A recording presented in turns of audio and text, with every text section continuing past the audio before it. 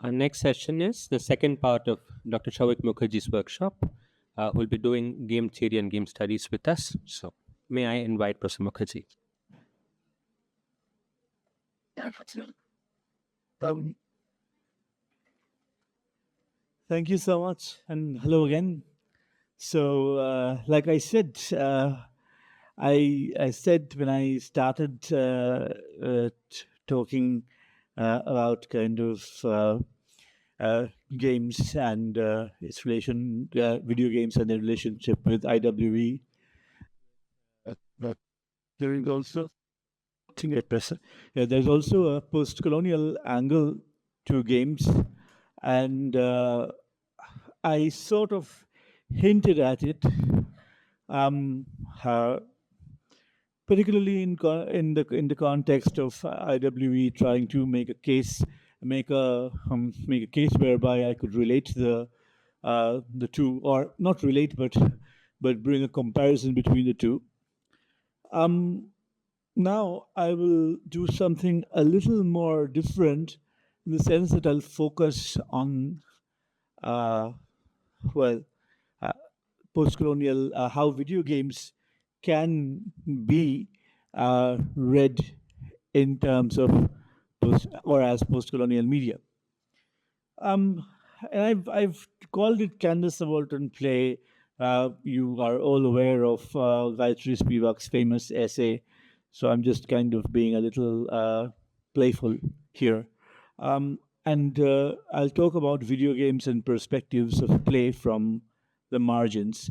Um, Actually, quite a lot has been preempted in the question answer session in the after the before, just after my previous talk. So I will kind of take it from there. And um, so the first thing I want to do is to talk about the poetics of video games. As you remember, that game that I spoke of, Red Dead Redemption, and you can see how realistic the kind of game is. It's kind of almost film-like, or in its realism, and there's the story about the player character who is in the American, well, could call it the Wild West. It certainly is quite wild, but kind of the game's locale is quite a bit of the USA, including New Orleans, including more northern regions, but of course, Texas, Oklahoma, and so on, Arizona.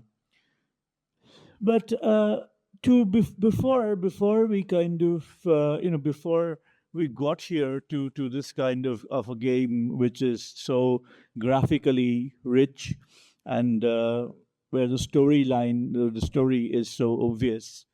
Um, there were obviously other kinds of games that we were. I mean, at least as a child, I grew up with this. Um, so let's use this.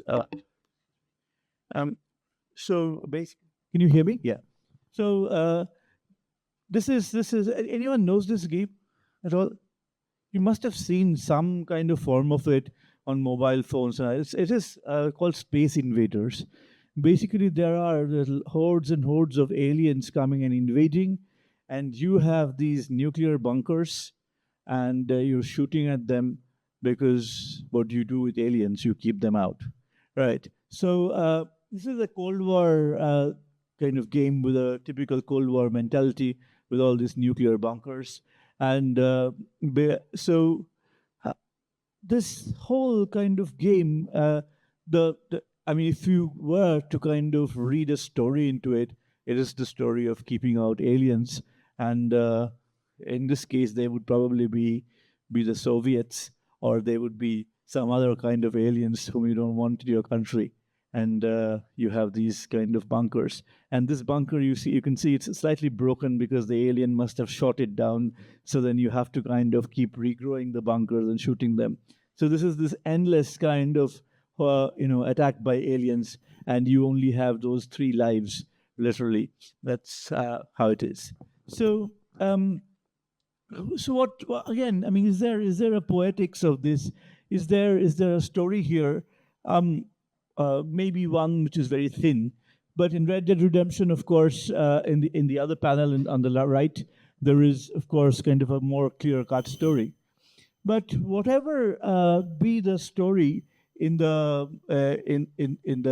video game, there is this idea of agency. And let's see what one of the earliest writers on video games, Janet Murray, she writes that agency is the satisfying power to take meaningful action and see the results of our decisions and choices. So, the satisfying power to take meaningful actions and see the results of our decisions and choices. So, video games are so different. They're so fantastic because, oh, and by the way, her book is called Hamlet on the Holodeck. So, basically, she has great ambitions for video games, almost like Shakespeare on a digital platform. So basically, reliving Shakespeare literally, like in the holodeck of the Star Trek series, where you could actually participate very realistically in a story. So agency is the satisfying power to take meaningful action. The satisfying power, meaningful action of our decisions and choices. So your decisions matter. You were asking me, well, what about older media? Did we not make decisions and choices there?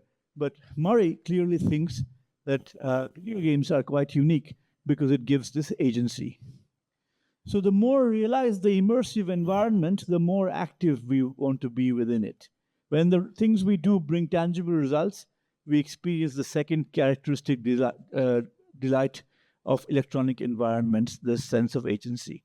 So basically, creating this sense of immersion, video games give us this great sense of immersion. We feel that we are in the medium, we feel agency. And Brenda Laurel, writing even before Murray in 1991 in a book which is called Computers as Theater. So you can see the direct link with poetics. And Brenda Laurel is directly taking issue with Aristotelian poetics. And she says that video games follow the Aristotelian poetic structure. And does anyone remember your Aristotle here? Like plot and what is so Aristotle says that plot is really important, right, over everything else. So basically, the and basically he talks about the complex plot and simple plot, haplos and peblemenos. So plot basically, she says, Laurel says that the idea of enabling humans to take action in representational worlds is the powerful component of the programming by rehearsal approach. A central goal of her book is to see how theater is not simply a metaphor, but as a way of conceptualizing human computer interaction itself. So, theater as human computer interaction and enabling humans to take actions in representational worlds. So, again, action, meaningful action, satisfying power. And then later on, Mary-Laure Ryan, who was writing in 2009, says for intensity of user participation, freedom of choice, depth of immersion, nothing can beat the imaginary holodeck of the TV series Star Trek, etc. So again, this whole idea that there is so much freedom of choice in the digital medium, that you can choose to, you can basically choose your own adventure, like the book series used to be called. You can actually choose what happens. Finally, later on in 2006, Alexander Galloway writes, if photographs are images and films are moving images, then video games are actions. So again, this very action-oriented idea about video games, that video games actually enable you to do things, and they enable you to do things that you decide. So what you decide really leaves an impact on the story. You pretty much control the story. There is a story and you control it. There is a plot. You actually, as the reader, WREADER, reader, writer, player, kind of manage it. So So it's a very agency-based, action-based poetics, where the reader has a lot of control, right? Perhaps all control. And this is where kind of this is how it's been read. And mainly, video games today, most of the game developers here and abroad follow this wonderful model. Uh, that was being sarcastic, called Hero's Journey. It's a model proposed by somebody called Joseph Campbell in a book called Hero with a Thousand Faces. So basically, there are these stages: call to adventure, refusal of call, supernatural aid, etc., etc., new allies, death of mentor.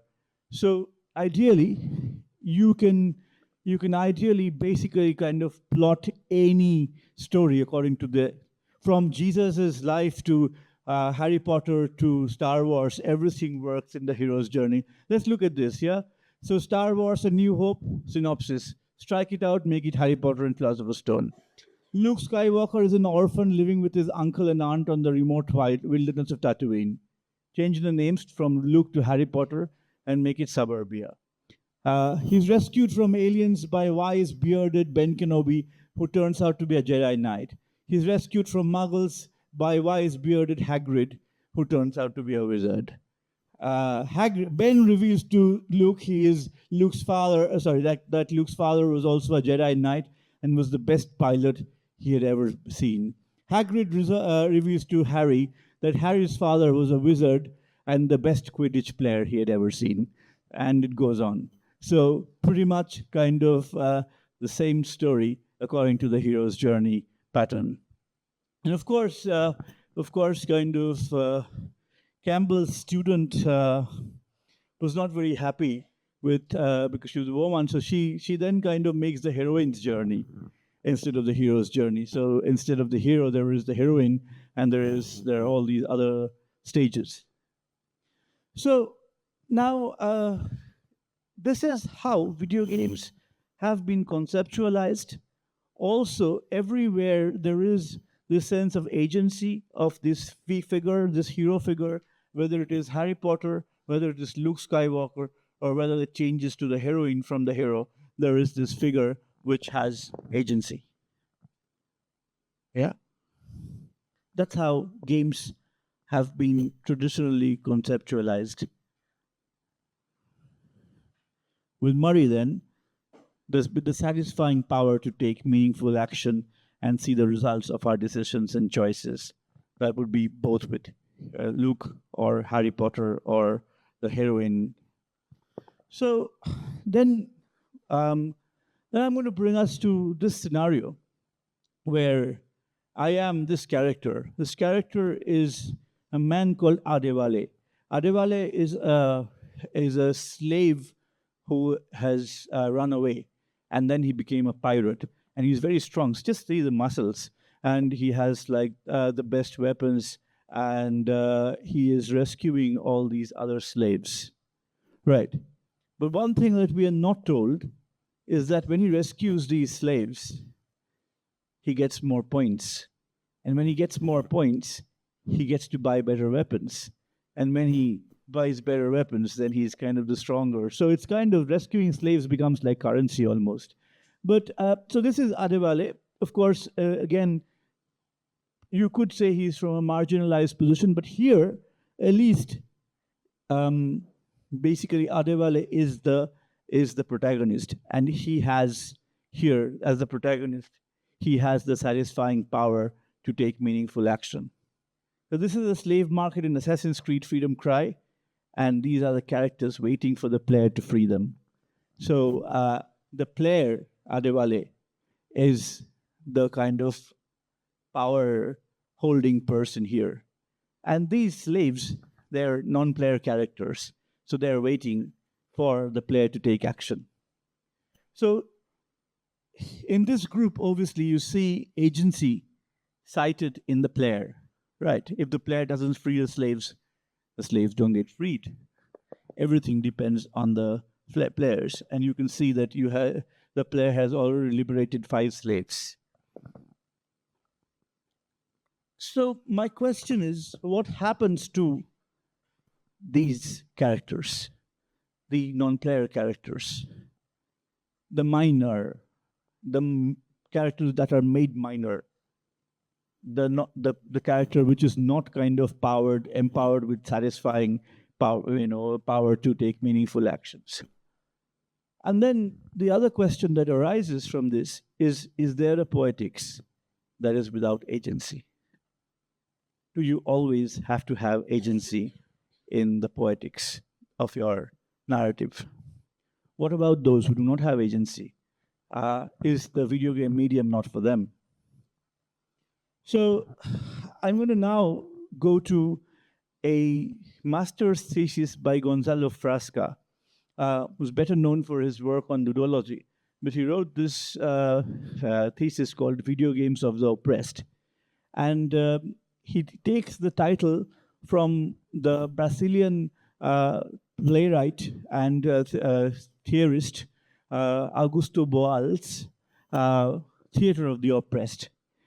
And here he's talking about, he's saying, since simulations are representations of the world, they cannot model it without conveying the author's idea about how the world works. In his study about SimCity 2000, Julian Bleecker analyzes how the racial factor is excluded from the simulated model. While riots are possible in SimCity 2000, they're always triggered by causes of heat or high unemployment. No room for the Rodney King factor. So one of you was asking me earlier about kind of the algorithm of games. And here there is the underlying assumption in the game itself that race is not a problem. If there are riots in the simulation that is created in SimCity 2000, then the riots are caused by high temperature heat or by kind of joblessness. Riots are only for white people. Race is not a problem. So that's the kind of so what happens to those people who are not represented then? And then kind of Frasca says, since The Sims deals directly with humans, its ideological assumptions can even be more evident. What I propose to do in The Sims of the Oppressed is a modified version of The Sims that would allow players to modify, add, and discuss the simulation's model core rules, particularly the ones that affect character behaviors. Think of it as forum theater with games instead of scenes. So he's talking about forum theater where, does anyone know, are you familiar with forum theater? Basically, it's like theater where you kind of go into, where you engage with the audience. The audience often doesn't know that it's theater.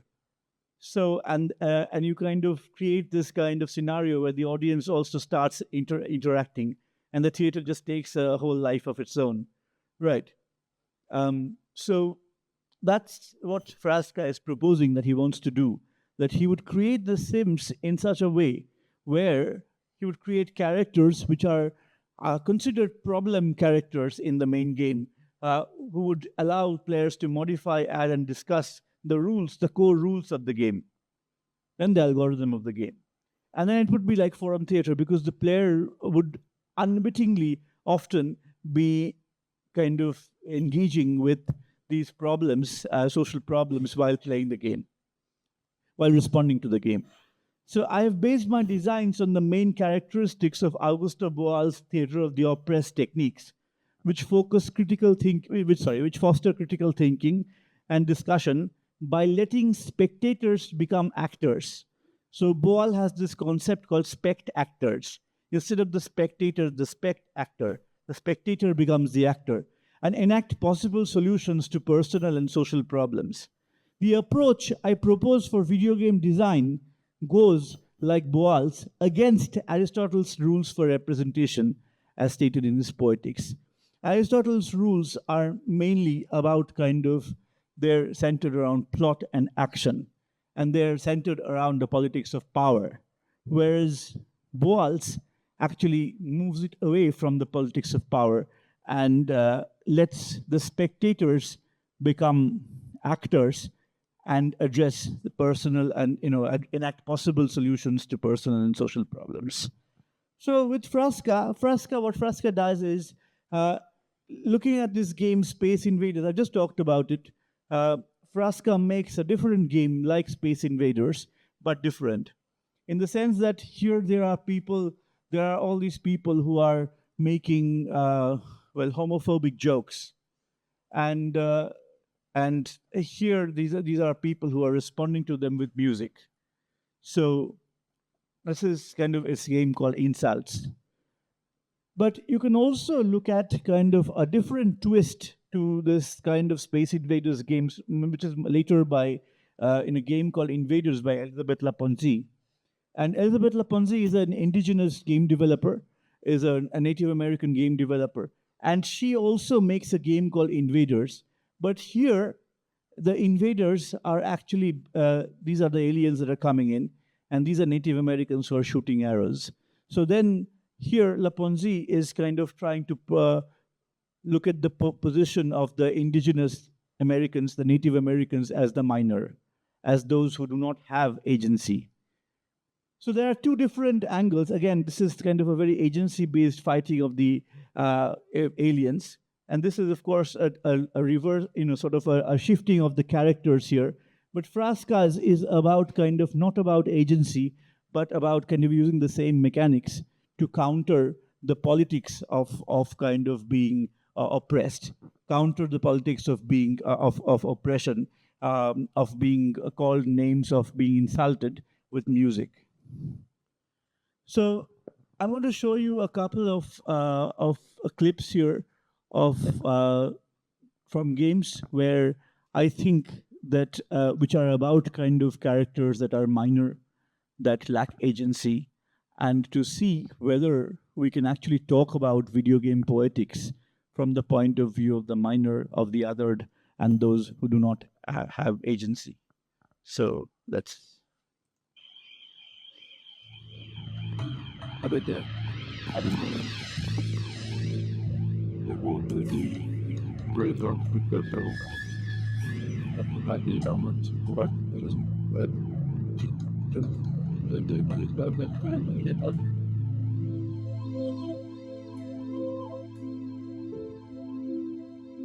You spoke about this game briefly earlier.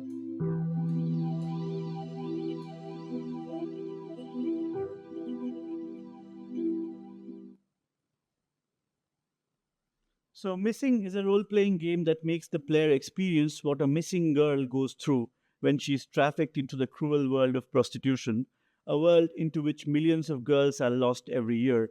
The players assume the role of the missing person, making choices and assessing risks for themselves to find their way to freedom. But these choices are ultimately, you could keep the lights off because I have a couple more videos to show and then we'll be. So players assume the role of the missing person. But these choices are not choices which allow you to take meaningful, satisfying action. These choices, nevertheless, leave you in a very in kind of an existential situation in a way. So yeah, Missing is about those kind of girls who are trafficked into Sonagachi. There are about 17,000 sex workers living in Sonagachi, the largest red light area in Asia. There are, 18 million people living in modern slavery in India, according to the Global Slavery Index. And Sonagachi is arguably a creation of the British colonial system and has continued to exist since the late 18th century. And around 40 new girls come to the area every month trafficked.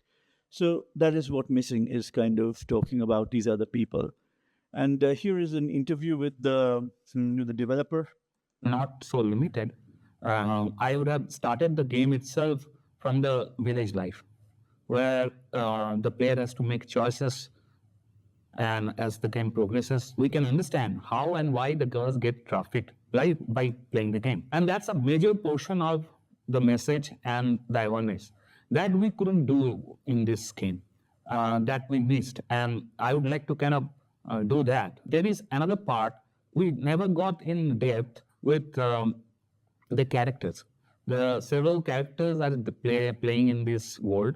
Like everybody has their own story, and they have their inhuman sides, and we never got kind of in depth into those characters and their stories as well. What is the exact problem with them? We can have a deeper understanding of this world. I love to go to where I belong. So you can see that there are a lot of situations in the game where even if you take action, if you make choices, your choices don't really have any impact because you are nevertheless kind of subjected to kind of trauma of various kinds. And then I'll show you another game, and then I'll come to talk a little more. So this is a game called Somewhere, which I've talked about earlier. This is just a clip from that.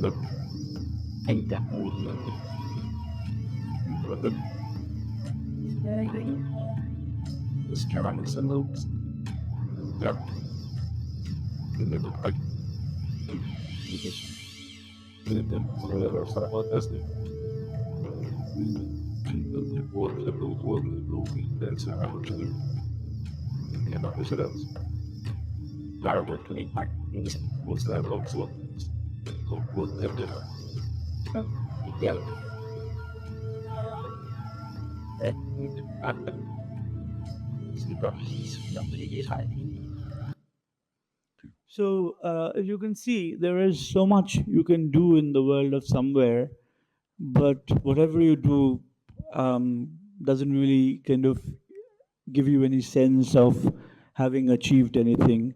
You can click as much as you like within the world of those Colgate toothpaste tubes, or the noses or the hands kind of outstretched, but or the eyes. But you can move from one scenario to another, but you don't really end up kind of with any sense of achievement in the game or any sense of meaningful action.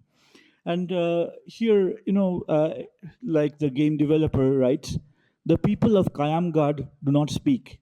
They're afraid that their words might penetrate the layers under which their bodies are hidden, afraid that some phrase or name might, through woolen caps and cotton plugs and bald bits of torn rags, enter their buried ears and insert itself into their thoughts, prompting them to think of Kayamgad not as they see it, but as it is being described to them by the person speaking these words. I spoke about it earlier as well.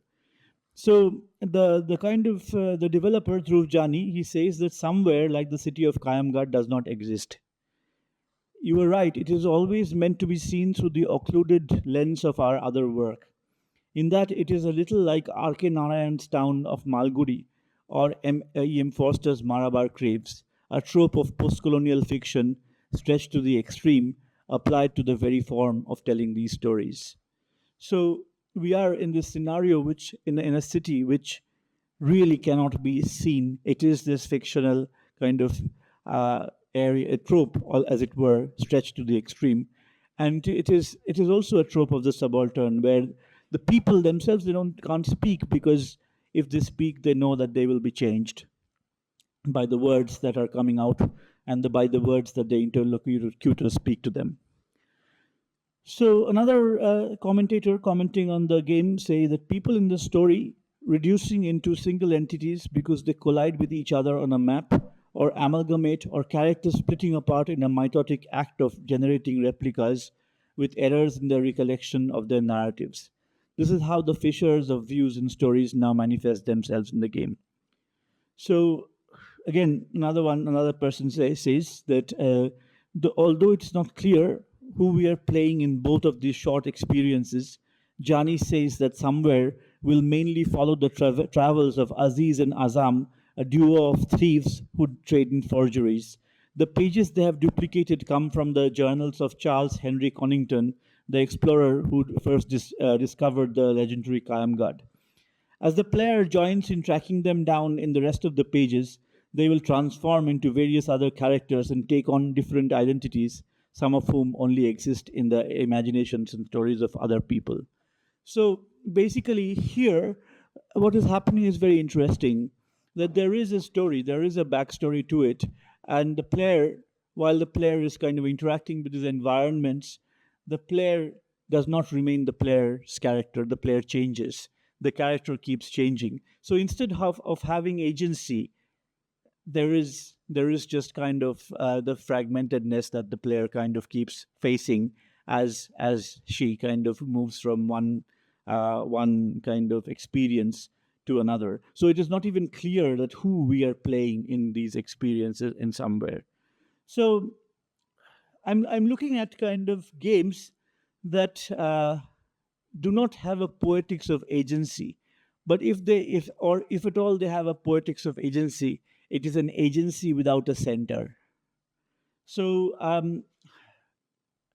and this is Jani in his personal email to me. He is writing that I do not think that even the simplest dislocation of text in interactive fiction requires a slightly. I do like to think that even the simplest dislocation of text requires a slightly altered form of reading and criticism that takes into account not just a reader's agency, but also a reader's labor in assembling the narrative together, and the intricate ways in which you can arrange and entangle stories, not just in most video games, but in most hypertext containers like websites, might eventually make it very easy to build other kinds of fiction better suited to such chaotic ideas and incomplete records. So I read this as in a way where the digital medium allows for more chaotic ideas and incomplete records in the storytelling, and where it is not just an agency based reading, but a reading which is an assemblage where you're constantly assembling from different kind of influences, plugging in from one side, one aspect to another. And in my own book, I talk about what is called illusion, the illusion of agency, which certainly includes and allows for choice. But choice is, however, a decentered phenomenon. It is neither the prerogative of the human player or the machine algorithm. These entities themselves occur as supplements to each other. So one of you had asked me in the previous session, the Q&A, about agency and who has agency. And it is neither the human player nor the machine nor the code or nor kind of the developer that has the ultimate agency. After all, we are then kind of in a situation we have an illusion of agency. And the word illusion comes from the word illudere, which means like making playful. So this is like a centerless kind of agency, a playful kind of notion of agency, which is not about meaningful actions, but perhaps just about play and just about fragmentedness. So even kind of with this, then the question arises: what about representing those who have little choice and even lesser agency? Should their stories not be told? Can video games, which have remained centered on the global north, address such stories as often relevant to the post-colonial scenario? So can video games be a medium which can address the scenario of those whose stories cannot be told, those who have little choice who have little choice and even lesser agency? So can their stories not be told in video games? And with this, I mean, I then kind of move to the notion of the subaltern. And with Gyan Prakash, I look at subaltern historiography, which focuses on the blind spots, silences, and anxieties that are kind of unearthed by historians that are not available in the standard archives of the colonial powers of colonial thinking or of conventional historiography. So Gayatri Chakravarti Spivak says that how can we touch the consciousness of the people even as we investigate their politics? With what voice consciousness can the subaltern speak? So basically, then the subaltern here is kind of is rendered voiceless perhaps they have a voice, but they're rendered voiceless in this scenario. Their project, after all, is to rewrite the development of the consciousness of the Indian nation. She's talking about the scholars, the academics here. So when we come to the concomitant question of the consciousness of the subaltern, the notion of what the work cannot say becomes important. So again, then it comes down to the discourse of absences and of silences. Um, and that is also what I was looking at in these video games. And I'm just going to use a metaphor here, the metaphor of the pterodactyl. There's a story by Mahashada Devi called Pterodactyl. So Spivak translates this story in English, and this is the story is basically in a village. There is a drawing.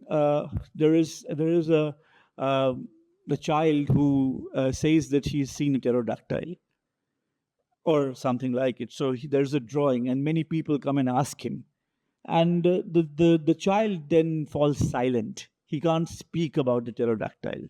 So does the pterodactyl not exist? So the young illiterate Bikya, name of this child basically, is also a silent storyteller who creates his own narrative voice by chiseling the image of the pterodactyl on a stone, setting in motion a set of interpretive dilemmas. Upon making this inscription, he falls mute, becoming the pterodactyl's silent guardian. So the text reveals that Puran knows that Bikya can hear him. He has only stopped speaking after he drew the picture. A paradoxical wordless interpreter, Bikya's muteness and illiteracy suggests that what he is protecting cannot be verbalized or written down. So the pterodactyl does not come into the pages of any archive, really. Although, of course, maybe that kind of inscription may be considered as close to the archive as possible. But the person who has drawn it has fallen silent, is kind of cannot speak. So Spivak then says that for the modern Indian, the pterodactyl is an empirical impossibility. Of course, I mean, you wouldn't believe that the pterodactyl can exist now after so many millennia. For the modern tribal Indian, the pterodactyl is the soul of his ancestors. The fiction does not judge between registers of truth and exactitude, simply stages them in separate spaces. This is not science fiction. Of course, in the West, in the global North, this would be like science fiction. It would be kind of, one would make a Spielberg film, Jurassic Park. But here, this is not Jurassic Park. The pterodactyl is not a symbol. The pterodactyl dies, and Bikya, the boy, is struck dumb, buries him in the underground caverns of the stream, walls resplendent with undiscovered cave paintings. So then this idea, this truth that cannot be reached directly through the traditional, the conventional kind of means of kind of archiving and of historiography, is what is represent in it, is what is there out there, but it's representing those who cannot speak or present their kind of views. So now I'll just kind of go to Augusto Boal, and I remind you that Frasca was saying that he takes Boal's form of poetics, which is challenging Aristotle. So Boal says that Aristotle constructs the first extremely powerful poetic political system for the intimidation of the spectator, for the elimination of the bad or illegal tendencies of the audience. So he's hinting at catharsis, probably. This system is to this day fully utilized not only in conventional theater, but in the TV and soap operas and Western films as well, united through a common basis in Aristotelian poetics for the repression of the people. But obviously, Aristotelian theater is not the only form of theater. So Frasca then kind of moving his theater from the ambit of the actor, moves it to the spectator actor, and takes away the primacy of the actor in the theater, and kind of makes it, as he says, that he kind of changes the political kind of angle of theater. Similarly, we could say that in video games also, the actor-based video games is not the only form of poetics. Is not the only way to see play. Then we look at other perspectives on play, and for example, basically earlier, video games was theorized mainly by people like Johann Huizinga, Roger Calois. These are kind of European kind of thinkers, historians, anthropologists. And one of the things that Tara Fickle notes is that there are so many Orientalist stereotypes about Chinese culture or about Indian culture. And Fickle then says that there is an implicit formal reproduction of the East West relationship. Like, basically, for Huizinga, play and seriousness are oppositional. So there is, indeed, in Heisinger's theory, games come to real life, become to real life what the Orient um, kind of becomes, as historically becomes to the Occident. So play versus real life is Orient versus Occident. And Fickle is pointing this out. And Fickle says that sometimes Huizinga and Calois, they are kind of unable to understand certain kinds of play. And they say that this is cheating, or this is unfair, or this is not civilized play. So the whole idea of play itself as action based, as power based, is also something that has been theorized by the West constantly. And giving a very different example of play, my friend Aaron Trammell kind of talks about his concept of repairing play. And Trammell is talking about play as not being fun, happy, free, or kind of liberal or liberating. Trammell is talking about play as being painful. If you, I mean, we are always generally kind of told to go play, or told to imagine play as being happy. And we were already asking the questions earlier. This is a game, so why will we kind of I was asked earlier as well that it should be entertaining. Why should we dealing with these disturbing things there? But play can be very, very painful. People die while playing, or watching or spectating play, and you know this. And sometimes, I mean, play can be extremely terrifying. People are bullied during play, but it's still play.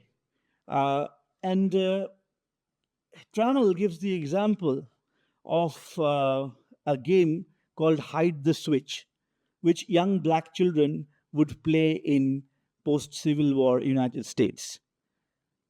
In this game, players would root around for a hidden switch. Switch is a whip. And once found, the finder was granted free rein to flog the other players while they parried. This is a fun game, right? You find a whip and then you beat the other people up.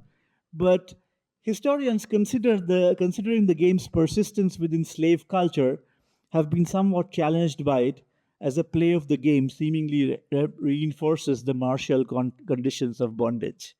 So this game is actually a very, very dark game, right? What is seen as an innocent child's play, right, is really dark. You can also see some examples in kind of nursery rhymes as well, similar examples. So basically, some say that the game allowed children to practice avoiding punishment. Others said that the game allowed enslaved black children a brief moment of liberation, allowing themselves to role play being the master.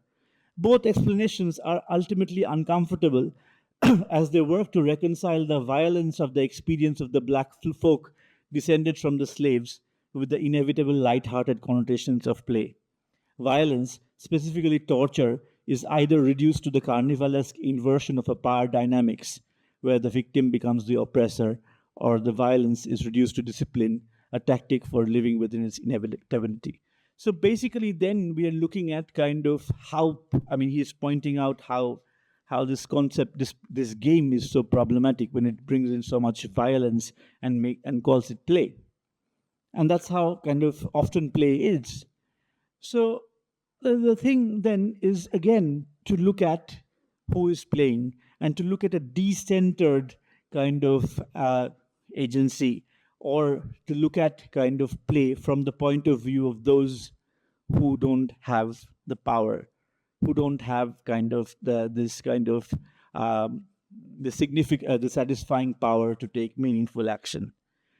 And this again is something that we need to think about when we are looking at video games, that kind of as a medium, obviously. And this is my call to kind of look at kind of games as a medium which can be played in a different way. Let us, if we are playing video games, designing video games, then let the play be a different kind of a play rather than the set agency based kind of notion of play, which the global north prefers, which the language of empire and colonialism generally prefers. Or rather, let us look at kind of the problems that people like Trammell have raised, where kind of play itself, whenever is a deep kind of reminder of violence, of torture, and also where kind of play is not just kind of centered in well on the actor, but also then spreads also is kind of uh, something which the spectator and the actor or spectator together kind of engage in, and where play is not just for the one protagonist who is kind of charting a path through the game or the story, but also for those who are othered, those who are oppressed. So that's where I'll end. Thank you. Thank you, sir, for this insightful talk. We'll now open the session for Q&A. So, my question was primarily about agency. If agency is already structured in a particular way in a game, in the sense of, let's say, you can or cannot do this in a particular attributable fashion of saying that these are the choices, reduced to, in the sense, even in the sense of either this or that, which does not allow you any sort of interpretive agency beyond those choices. Then can a decentered agency exist within those frames of already encumbered choices of saying this or that, whereas or is a sense of a hermeneutics of suspicion the only way of encountering these these texts? So what would you say to that? I think that's a very interesting and well framed question. What I've been trying to say, you're right, is that the crucial problem here is that agency generally tends to be in the binary logic 0 and 1. You either do this or you don't, and it is usually kind of empowering a certain figure in the game or the game story. So the kind of thing that I am suggesting is probably is improbable in that paradigm. However, what we should be looking at here is also the player's experience, the player's ability to engage or disengage or to engage in different ways. So I will give you an example. And there's a game called Grand Theft Auto San Andreas. Many of you might have heard of it. It's a fairly violent game. It's also a game where you can explore around, buy burgers, go to the gym. It's a very action-based game. Now, there is the story of a priest, a Catholic priest, who played Grand Theft Auto. And you probably know this. But the priest, of course, he didn't want to engage in any violent acts. So he drove past all the places and he saw lots of violent acts happening. And he took photographs. And there is an in-game message board where he put the photographs up and wrote different little sermons again about these kind of things that he saw. So this is, again, perhaps instead of kind of engaging in the 0 and 1, I would say looking at the story sideways with Rushdie, exploring other possibilities. So in a progression game, which is a monorail narrative where you have to do certain things to either move or not, it will not be possible. And these are the games, even in sandbox games, these are the games that are preferred in the global north paradigm. I am asking to think in other ways.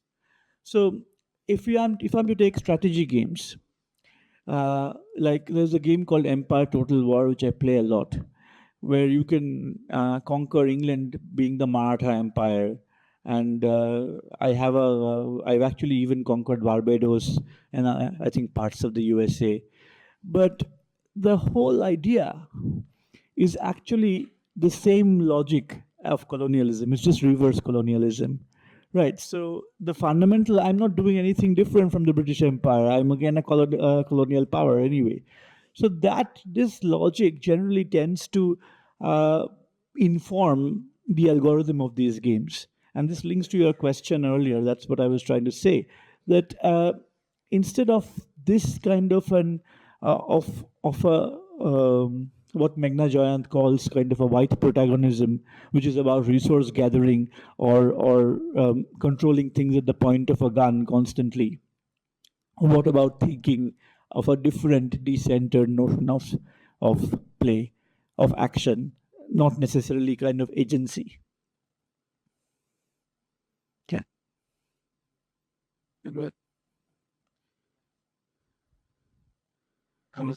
One question. How do we, in games like these, not it's not sandbox anyway, and is more limited by choice. Where does the beliefs and the ideology of the game developer come in? How much is he? Are they controlling the agency that is offered to the player? So again, kind of one would, in literary terms, call this the authorial intention.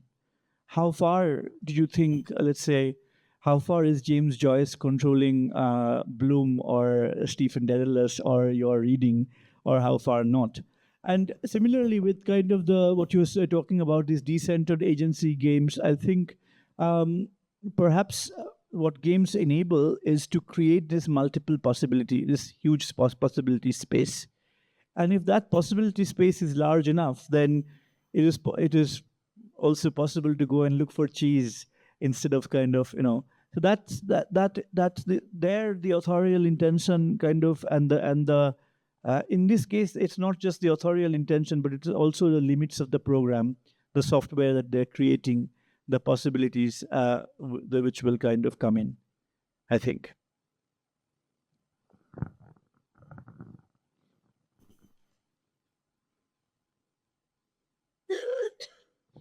This is how this is my email address. If you have any other questions, please feel free to just kind of send an email my way.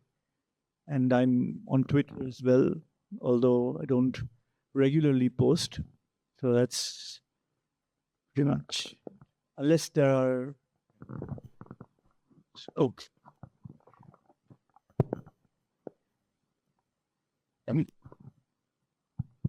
Yeah, hello.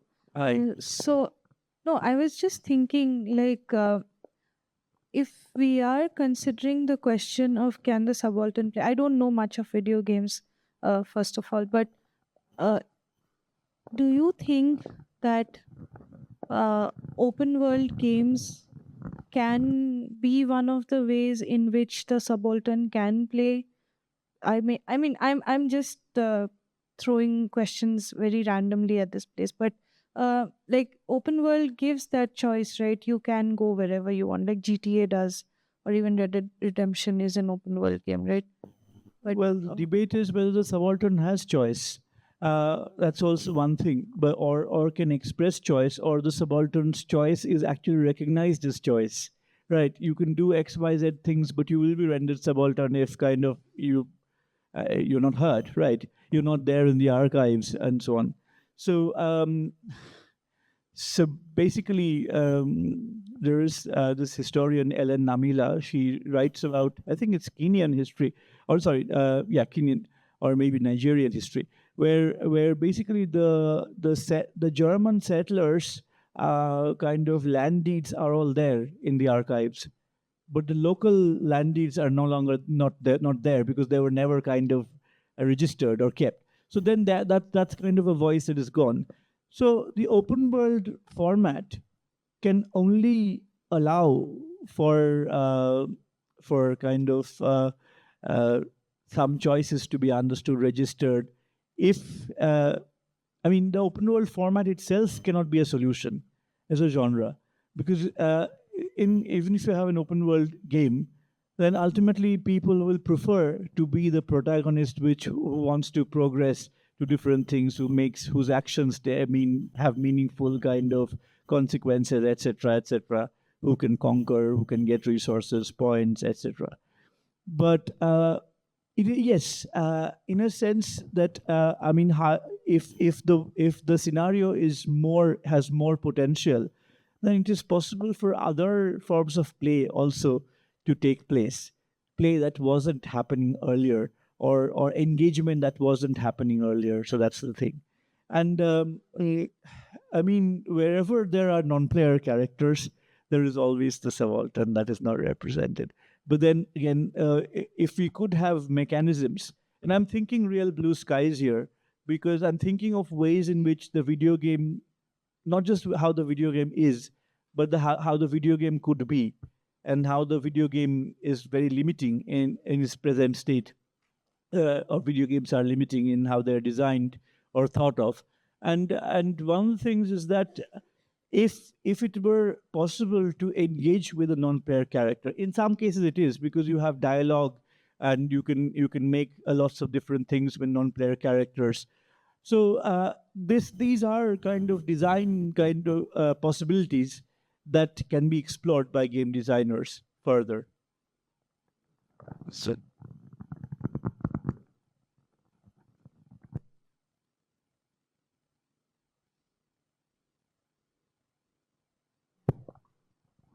And when you talk about can the subaltern play, what do you mean by subaltern in this case?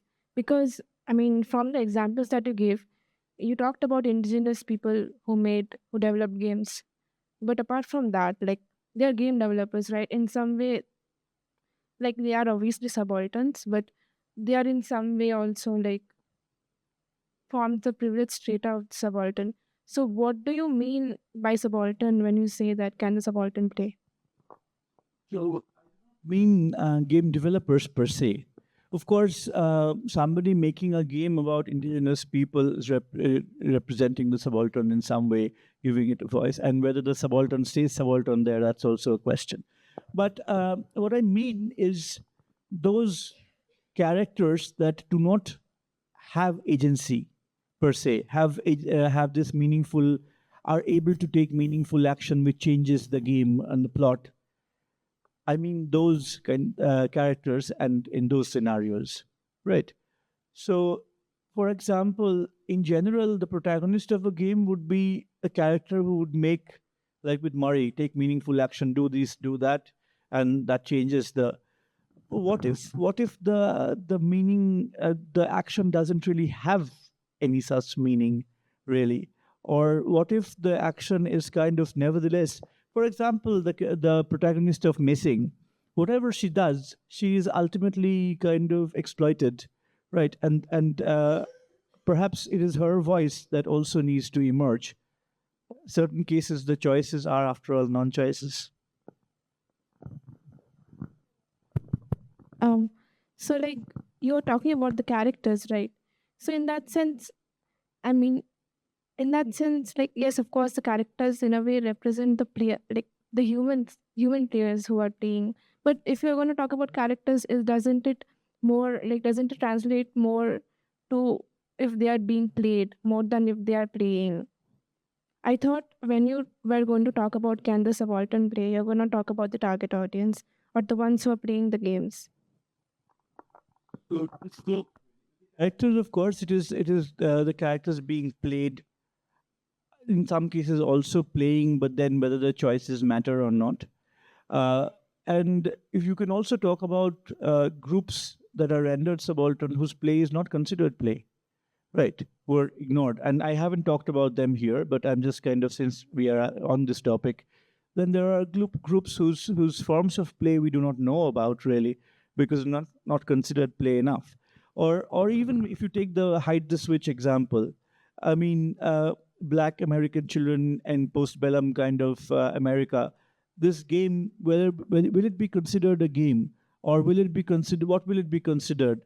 will it even be kind of considered a game because of its dark connections, or will it be considered a very happy kind of liberating game? So all of these questions then involve issues of subalternity.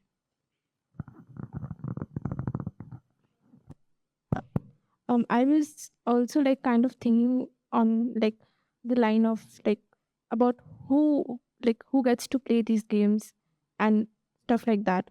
So I was kind of thinking about in the Indian context.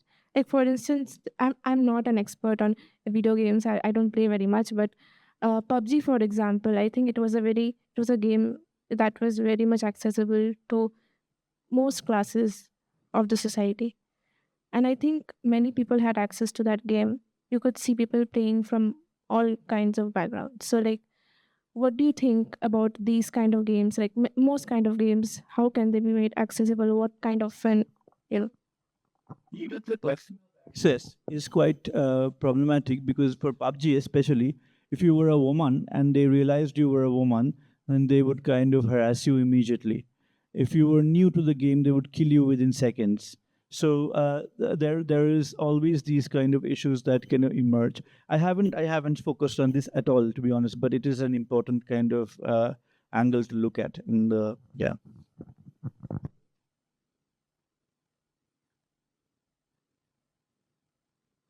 We'll take one last question. That underneath the way, okay, fine, sure.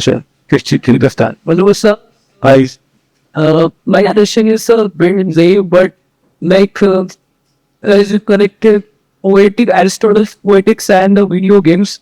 So, like, Aristotle had seen in his poetics that the plots which are complex are generally tend to be superior to plot which are simpler. So, at a given instance, does do video games also follow this Aristotelian model that in a given instance is the rules which are the games whose rules are capable to be understood by a majority of people, they are inferior to the ones which are more difficult to use. Aristotle's complex plot has two things, and they have to have reversal and recognition, right? So that is what makes a plot complex, not more kind of the people what is more appealing to people, because Aristotle prefers Sophocles more than Euripides, and he sees Sophocles' plots as being more complex, as having peripety and anagnorisis, so reversal and recognition, and also basically there is kind of a causality, right?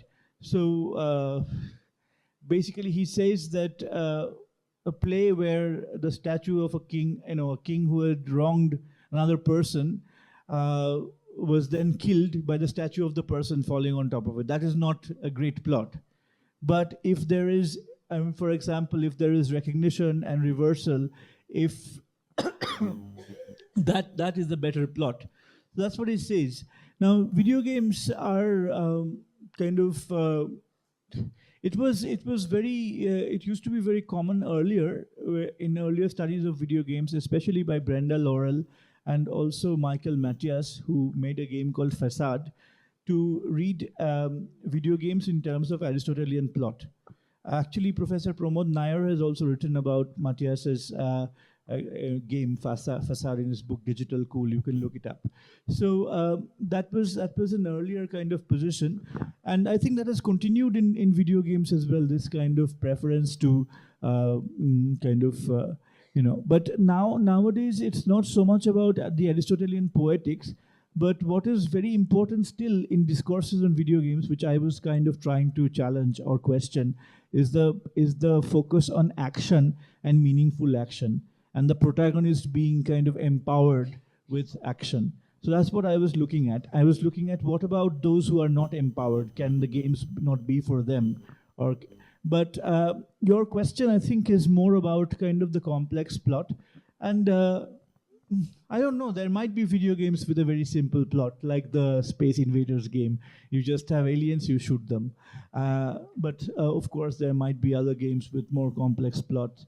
And in any case, the Aristotelian structure does not hold for video games, because the Aristotelian structure is about the plot having a beginning, a middle, and an end, whereas a video game might have a beginning but many middles and many ends. So that mixes up the whole thing anyway. But if you're interested in Aristotle and video games, you could read Brenda Laurel's Computer as Theater, and also Michael Matthias's work on Aristotle, Matthias and Stern.